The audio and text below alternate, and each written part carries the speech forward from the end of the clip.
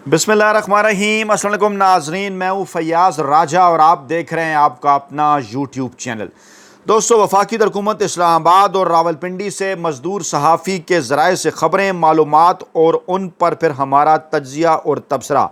लें जनाब। बिल आखिर सुप्रीम कोर्ट ऑफ पाकिस्तान में बड़ा ज़लज़ला। कम से कम 10 जजों के हवाले से इत्तलात कि उन्होंने 26वीं आइनी तरमीम और पार्लियामान से पास होने वाले आर्मी चीफ साहब की एक्सटेंशन के गैर पार्लियामानी एक्ट के हवाले से डंडा सीधा कर लिया है। अगले 72 घंटे इंतहाई अहम करार दिए जा रहे हैं। पाकिस्तानी इस्टेब्लिशमेंट के यहाँ रेड अलर्ट। 8 सितंबर को नया अदालती साल और उसी दिन जनाब फुल कोर्ट का इजलास और इसके साथ साथ 22 जर्नैलों की कोर कमांडर कॉन्फ्रेंस भी अगले हफ्ते मुतवक्को। यानी कहा यह जा रहा है कि सुप्रीम कोर्ट ऑफ पाकिस्तान के फुल कोर्ट जजेस और दूसरी जानिब जनाब कोर कमांडर कॉन्फ्रेंस के फुल जर्नैल बाकायदा तौर पर आमने सामने क्या होने जा रहा है। इस वक्त हाइब्रिड निज़ाम के हवाले से तरह तरह की खबरें हैं जनाब गर्दिश में, और ये भी कहा जा रहा है कि जनाब बहुत बड़ी रिटायरमेंट और नए आर्मी चीफ के हवाले से डिस्कशन इस वक्त अपने अरूज पर है। वो बहुत बड़ी रिटायरमेंट जो कि 26वीं आइनी तरमीम से पहले की 3 साला मुद्दत की वजह से के बायस 29 नवंबर 2025 बनती है। यानी 26वीं आइनी तरमीम और पार्लियामान से पास होने वाले गैर पार्लियामानी एक्ट से पहले की जो मौजूदा आर्मी चीफ साहब की मुद्दत है वो है जनाब 29 नवंबर 2025। और ये कहा जा रहा है कि नोटिफिकेशन जारी करवाने के लिए एक्सटेंशन का 2 साल की इस वक्त कोशिशें अरूज पर हैं। बार बार राना सनाउल्लाह ये बात कर रहे हैं कि नोटिफिकेशन की ज़रूरत नहीं है, लेकिन कुछ आई वाश के लिए मुख्तलिफ़ चीज़ें की जा रही हैं। और सूरत हाल इस वक्त यह है कि निज़ाम मुकम्मल तौर पर बुखला चुका है। मंसूर अली शाह की जानिब से सुप्रीम कोर्ट ऑफ पाकिस्तान के चीफ जस्टिस यहिया आफरीदी साहब को एक और इंतहाई ख़तरनाक ख़त लिख कर 6 ऐसे बड़े सवालात उठाए गए हैं कि जिन्होंने मौजूदा हाइब्रिड निज़ाम के हवाले से तमाम तर जो चीज़ें हैं वो ना सिर्फ पाकिस्तानी अवाम के सामने बल्कि पूरी दुनिया के सामने भी खोल कर रख दी हैं। और इस वक्त किस किस्म के बयानात आ रहे हैं नून लीग की हुकूमत की जानिब से, उनके वज़रा की जानिब से, ये तो बाकायदा तौर पर किसी वाक़े की मज़म्मत भी नहीं कर सकते। अलीमा ख़ान साहबा के साथ आज अडयाला जेल के नज़दीक जो वाक़या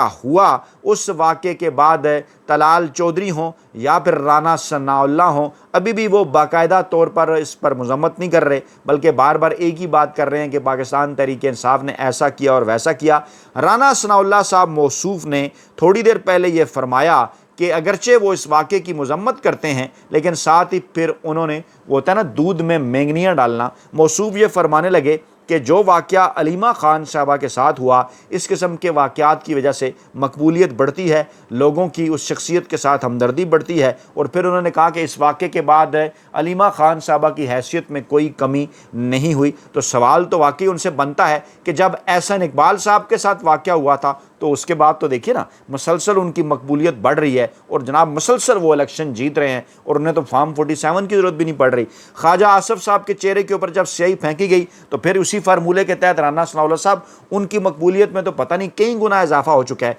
वो ज़रा एक ट्वीट करते हैं तो नीचे जाकर ज़रा कमेंट्स पढ़ लिया करें और ख़ुद वो किस तरह से फार्म 47 के ज़रिए कामयाब हुए आपको अच्छी तरह पता है। अच्छा, फिर जनाब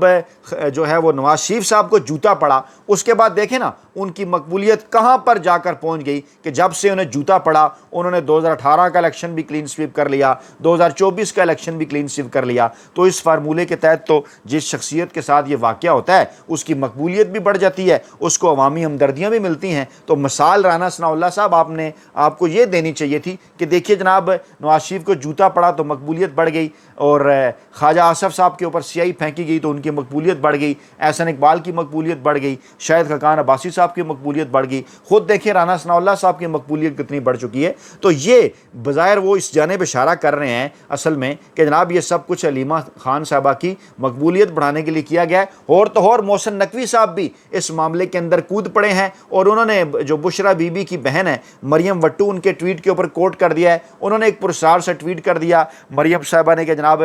کیا کیا ڈرامے ہو رہے ہیں، آپ ذرا نظر رکھیں اس سے حاصل کیا کیا جانا ہے، اور آپ اس کے بعد جو ہے ان چیزوں کو غور سے دیکھیں اور پتہ نہیں کیا کچھ کنیکٹ کریں۔ یعنی باقاعدہ طور پر ہر کارے جو ہیں وہ فیلڈ کے اندر چھوڑ دیے گئے ہیں، کیونکہ اس وقت نظام مکمل طور پر بکھلاہٹ کا شکار ہو چکا ہے۔ عمران خان صاحب ان کے ساتھ کسی قسم کی کوئی ڈیل کرنے کے لیے راضی نہیں ہے۔ سپریم کورٹ ہو یا ہائی کورٹ، وہاں پر چھٹیاں ختم، کام کا آغاز ہونے والا ہے۔ پہلے اسلام آباد ہائی کورٹ کے 5 جج صاحبان نے جو کچھ وہاں پر نام نہاد چیف جسٹس سرفراز ڈوگر صاحب کے ساتھ کیا وہ آپ کے سامنے ہے، اور اب جو چیف جسٹس سپریم کورٹ نام نہاد یحییٰ آفریدی صاحب کے ساتھ جو کچھ ہونے والا ہے وہ بھی جلد سامنے آ جائے گا۔ 8 ستمبر کو فل کورٹ میٹنگ بلائی گئی ہے۔ بظاہر ایجنڈا ایک ہی ہے کہ سپریم کورٹ کے جو رولز ہیں 1980 کے، اس کے اندر ترمیم کی جانی ہے اور مرضی اور منشا کے مطابق فیصلے ہونے ہیں طاقتور حلقوں کے۔ لیکن اس سے پہلے ہنڈیا بیچ چوراہے کے اندر پھوٹ چکی ہے۔ اس سے پہلے بھی منصور علی شاہ صاحب اور منیب اختر صاحب کا خط سامنے آ چکا۔ کل جسٹس اطہر من اللہ صاحب نے جو کچھ کراچی بار میں فرمایا وہ بھی آپ کے سامنے ہے، اور اس کے بعد عائشہ ملک صاحبہ بھی پہلے فرما چکی ہیں۔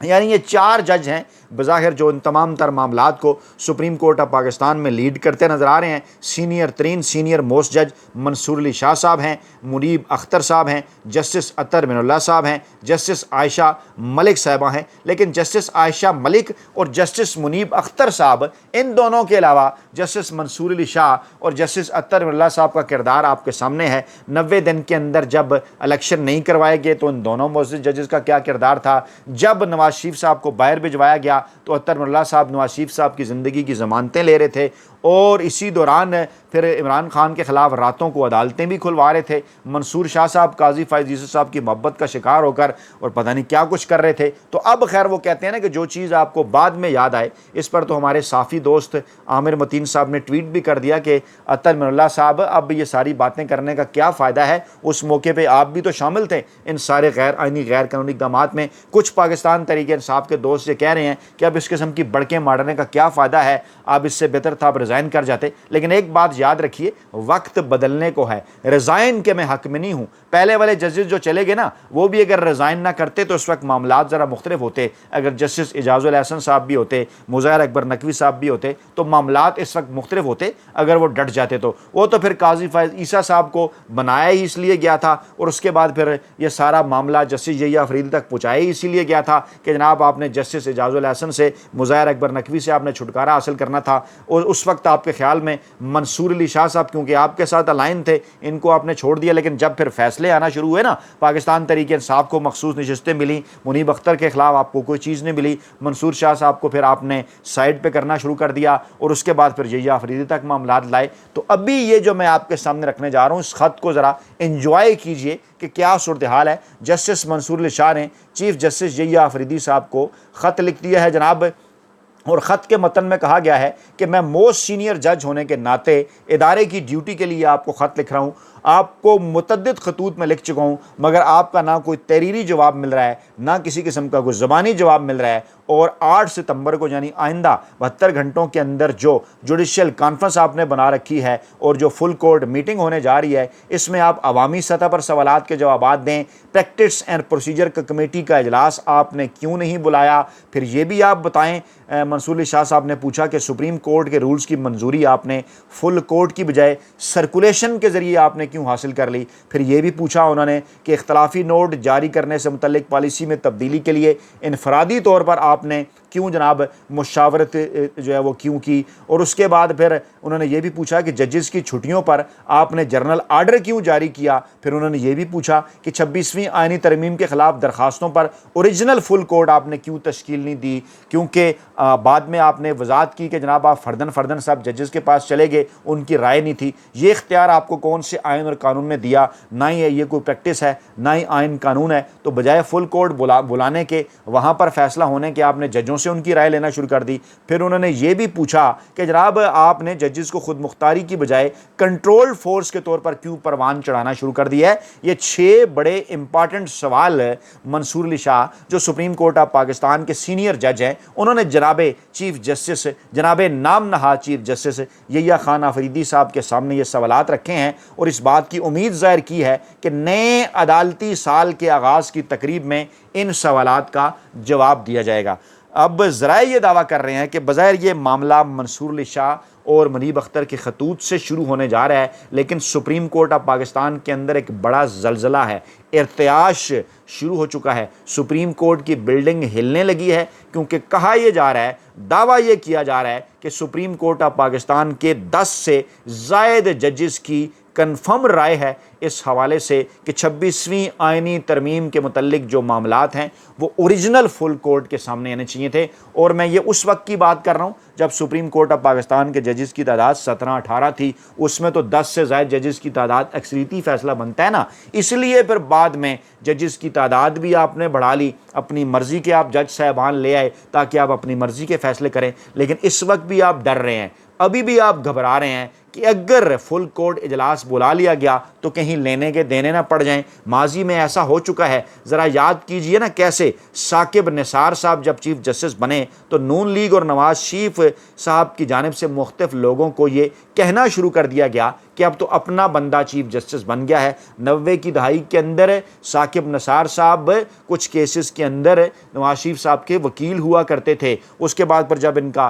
لغاری صاحب کے ساتھ پھڈا ہوا نواز شریف صاحب کا، یہ جناب ثاقب نثار کو غیر آئینی طریقے سے اس وقت جج بنانا چاہتے تھے، آگے رکاوٹ تھی۔ فاروق لغاری صاحب جب گھر گئے، بعد میں جب رفیق تارڑ صاحب آئے تو اس وقت انہوں نے رفیق تارڑ صاحب کے ذریعے ان کی اپائنٹمنٹ کروا دی، اور ہوتے ہوتے جب جو چیف جسٹس کے عہدے پر پہنچے تو ان کا یہ خیال تھا کہ اب تو اپنا بندہ آ گیا ہے، ان تے سنجیاں ہو جن گلیاں تے وچ مرزا یار پھرے، کیونکہ اس وقت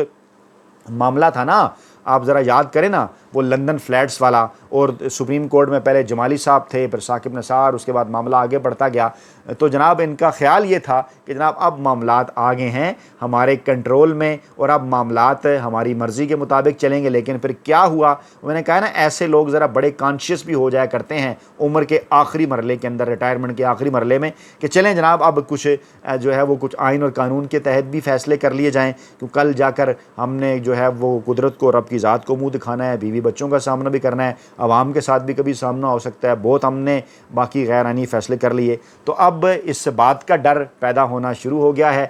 کچھ مخصوص حلقوں کو کہ کہیں ایسا نہ ہو کہ یحییٰ آفریدی صاحب کے اندر بھی ثاقب نثار صاحب کی روح آ جائے، اور وہ جو ججز چن کر لگائے گئے ہیں سپریم کورٹ آف پاکستان کے اندر، انہی کے اندر سے ہی کہیں کوئی ایسا فیصلہ نہ آ جائے کہ جس کے نتیجے میں یہ جو ہائبرڈ نظام ہے یہ دھڑام سے گر جائے۔ اسلام آباد ہائی کورٹ کے اندر تو ایک آدھ ووٹ کا فرق پڑ گیا نا، 5-6 کا معاملہ تھا، 5 ججز تو غیر آئینی اور غیر قانونی اقدامات کے سخت خلاف تھے، لیکن وہاں جو آپ زرداری صاحب کی مدد کے ساتھ سندھ اور بلوچستان اور پتہ نہیں کہاں سے ججز اٹھا کر لائے تھے، جن کو شاید ججز کہنا بھی کچھ وکلا کے بقول جو ہے جو یہ بات کرتے ہیں کہ ان کو تو خیر اب میں کیا الفاظ استعمال کروں، وہ جناب اس کے بعد پھر آپ نے دیکھا کہ موصوف سرفراز ڈوگر صاحب نے، چاہے 14 اگست کی تقریب ہو، دیگر تقریبات ہوں، ان کی تقریر ذرا سن لیجئے کہ موصوف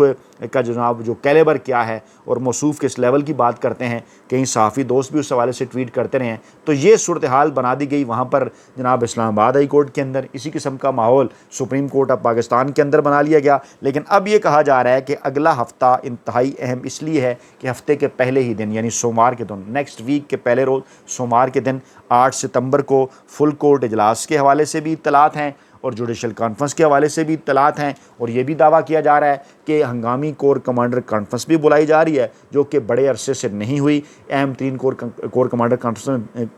کانفرنس میں 20 سے زائد جو سینئر ترین جرنیل ہیں وہ جناب شرکت کیا کرتے ہیں۔ جو ایجنڈا ذرائع کے حوالے سے سامنے آ رہا ہے وہ یہی ہے کہ عمران خان صاحب سے ساتھ جلد از جلد جو ہے وہ معاملات کو بہتر بنایا جانا ازحد ضروری ہے، اور جتنا جلدی ہو سکے یہ جو موجودہ ہائبرڈ نظام ہے اس کے پیچھے سے ہاتھ اٹھانا ضروری ہے، کیونکہ عوام کے اندر جس قسم کا امیج طاقتور حلقوں کے حوالے سے بلڈ ہو رہا ہے وہ آگے چل کر بڑا جو ہے وہ خطرناک بھی ثابت ہو سکتا ہے۔ اور یہ بھی کہا جا رہا ہے کہ آرمی چیف صاحب اگر نومبر 2025 میں نہ بھی گئے، ان کے اگر 5 سال کی کنفرمیشن بھی ہوگی تو نومبر نومبر 2027 میں انہوں نے جانا ہے، 2 سال کا عرصہ رہ گیا ہے۔ عمران خان صاحب پہلے بھی 2 سال جیل کاٹ چکے، اگلے 2 سال بھی بہادری سے کاٹ سکتے ہیں، تو اس کے بعد جب پھر ہمیں مجبوراً انہیں باہر نکالنا ہوگا تو عمران خان صاحب کیا بن چکے ہوں گے، کیا جواب دیں گے ہم پاکستان کے عوام کو، روایتی سیاسی مافیا کہاں کھڑا ہوگا۔ عمران خان صاحب الیکشن سے ذرا پہلے، اگلے الیکشن سے ذرا پہلے باہر آئیں گے تو کیا وہ تمام تر معاملات کو اڑا کر نہیں لے جائیں گے، 3/4 اکثریت کی طرف بڑھ جائیں گی باتیں۔ اب یہ وہ سارے معاملات ہیں جو اس بات کے اوپر طاقتور حلقوں کو مجبور کر رہے ہیں کہ جلد از جلد اس معاملے کا کوئی ایسا حل نکالا جائے۔ کبھی بنی گالہ شفٹ کرنے کے حوالے سے خبریں، کبھی بیماری کے حوالے سے اطلاعات ہے، کبھی بیرون ملک بھجوائے جانے کے حوالے سے اطلاعات ہے، اور کبھی منت ترلے کہ ڈیل کر لیں، ہم آپ کو رہا کرنے کے لیے تیار ہیں، معافی مانگ لیں، ہم آپ کو رہا کرنے کے لیے تیار ہیں، کالموں پر کالم۔ یہ تمام تر چیزیں اس جانب اشارہ کر رہی ہیں کہ عمران خان صاحب نے اس سسٹم کو مکمل طور پر تہس نہس کر کے رکھ دیا ہے۔ اپنا بہت خیال رکھیے گا، دعاؤں میں یاد رکھیے گا۔ نئی ویڈیو کے ساتھ جلد حاضر ہوں گے۔ اللہ نے کے بعد۔